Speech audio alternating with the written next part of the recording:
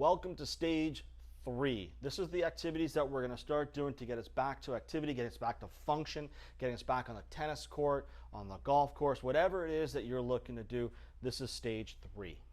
And I'm Brittany, this is Craig. We're still Craig and Brittany. We're coming at you on YouTube, but don't forget to hit that bell to make sure you receive our latest videos that are coming out to you, and subscribe to our YouTube channel before you even do that.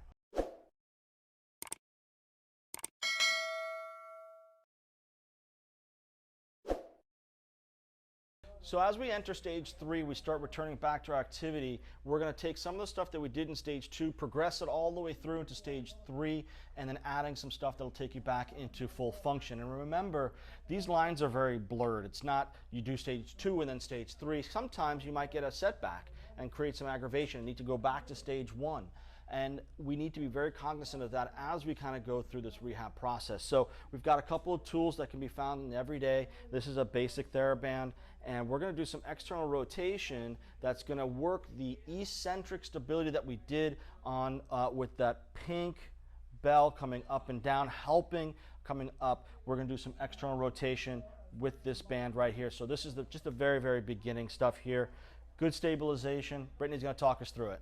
Okay, so Craig's just holding his arms in by his side. Nice stable wrist as he pulls the band apart, bringing those shoulder blades together. And then as he comes back in, nice and slow to let the arms come back to that straight position. So go ahead and turn around for us. So you'll see that the movement, even though his arms are moving out, he's also engaging the shoulders, bringing those shoulder blades in together every time that he goes into that external rotation, and then bringing them nice and slow back in, giving lengthening through the external rotators. And notice how slow I'm doing this. I'm taking my time because as I come back in, that's the eccentric part. We're making sure that the stabilizing parts of the form and the shoulders are working well. I've also got my knees slightly bent. I've got my hips tucked up underneath me. I'm not doing anything crazy like this where I'm not doing very much, but I'm doing nice and slow to get that stabilization in. I'm also crazy back bends. There you go. I'm not opening up this way. I'm not extending. I'm staying nice and stable through this process. Perfect. So we're going to put this one aside, and then we're going to take that similar motion into a little bit more function. So we've already set this up for you guys, and this is the stability program that Dr. Steve DeShavi's figured out for us, but we're going to use it a little bit differently here, and excuse my back as I do this. So what we're going to do first is we're going to do a row, an external rotation, and then a punch. And this is now going to start mimicking some motions that'll happen in our everyday. And so you'll notice that right now the anchor is tied pretty much in line with Craig's shoulder. If you don't have any kind of fancy band like this, you can loop a TheraBand through a door hinge and get the same kind of movement or the same kind of resistance. So he's coming, as he comes in, he's going to reach all the way forward, get length, that shoulder blade comes out away from the body, rows it in, shoulder blade comes in a little bit together, and then twists and pushes out. So that shoulder blade is really moving through every aspect of this position. There we go. And he's not going super fast to get in the repetitions. He's going slow. He's engaging every part of the movement to get the right muscles going. Very easy to just turn and fling this band all around, and you're not going to get the cardio component. Maybe your heart rate's going to go up, but you're not going to get that stability and strength. Good, and he's pivoting off of that right foot here as he comes back and around. There we go. Speed is important. We start off slow so that neuromuscularly we can learn what it is we want to do. Then we'll introduce speed as we get more comfortable with the motion, as it becomes a more natural thing to do.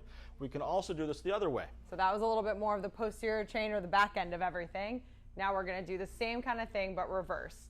So as he's coming here, he's getting that length again, rowing it in, shoulder blade comes in, pushing it out, shoulder blade goes all the way around. So you're really getting that shoulder blade to move all the way around the body, and his wrist is staying very stable throughout each of these movements because we're still trying to get all those wrist extensors to be stable and strong. So when you do go back and you do something like holding the racket and taking the tennis swing, your wrist has that stability that it needs in order to take the force from the ball. And if this becomes too complicated because there's too many things going on at once, slow it down. Do one piece at a time. Just do the pull. From the pull, do the internal rotation and the hip shift. Once this comes across, then pivot, then push. Create it so that it's easy for you to break it down into parts and pieces.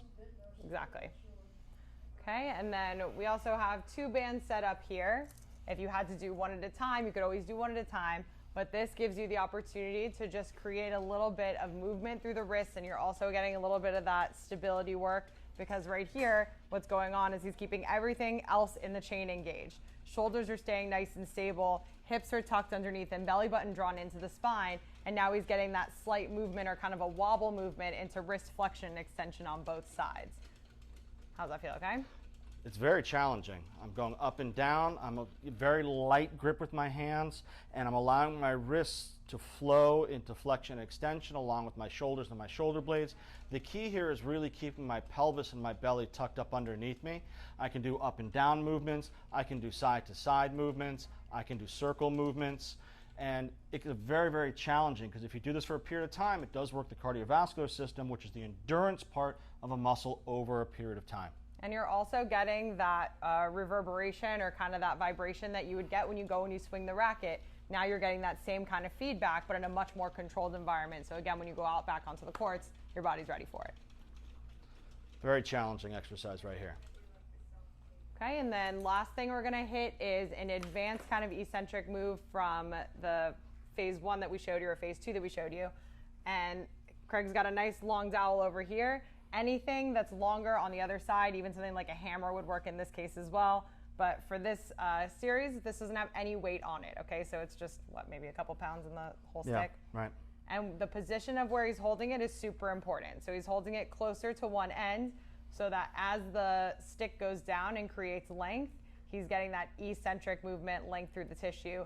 And then when he pulls it up, it's a little bit more challenging than holding it closer to the origin. Right, so if I wanted to make it easier, I'll just move my hand up more towards the middle of the dowel, or in this case a broomstick, and it becomes a lot easier. A lot harder, I move to the very end of the broomstick or the dowel, and I touch, and then I come up. Now, my shoulder blade plays a large role in this, because if I'm rotated forward, I'm now going to have the same problem that created my issues in the first place. I want to make sure that my shoulder blade is back and down and tucked into place as I lift and go through that range of motion. Good, and the wrist is the thing that's getting all the mobility and all the work here. He's staying strong and stable in the shoulder, strong and stable in the elbow, so that you're isolating the movement. A little bit of a different motion in through here. Supination and pronation, all parts of the same muscle group that control through this. So what we've done now is we've given you 4 entry back into activity exercises. And again, this is just a demonstration. If you really need the work, please, please, please seek the help of a professional. Come on in. We'll be happy to evaluate you as a whole person to figure out, is your lateral epicondylitis really coming from your elbow, or is it coming from an unstable shoulder or maybe an unstable hip? Either way, these exercises are going to help you get ready to get back to sport. So don't try them until you're past those first couple of stages, but hopefully this helps. And if you need any other videos, just let us know what you want to see.